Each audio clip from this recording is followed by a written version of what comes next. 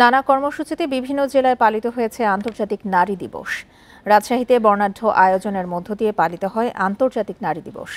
বেলা 11টার দিকে রাজশাহী 0 পয়েন্টে বর্ণাঢ্য র্যালি বের হয়।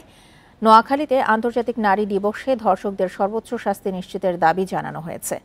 গোপালগঞ্জে শোভাযাত্রা ও আলোচনা সভার মধ্য দিয়ে দিবসটি পালিত হয়েছে।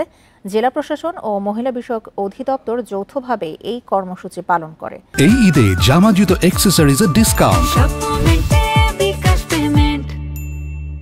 সিলেট, মুন্সিগঞ্জ, টাঙ্গাইল, ফরিদপুর, চাঁদপুর, বাগেরহাট, লক্ষ্মীপুর, দিনাজপুর, হবিগঞ্জ সহ বিভিন্ন জেলায় পালিত হয়েছে আন্তর্জাতিক নারী দিবস।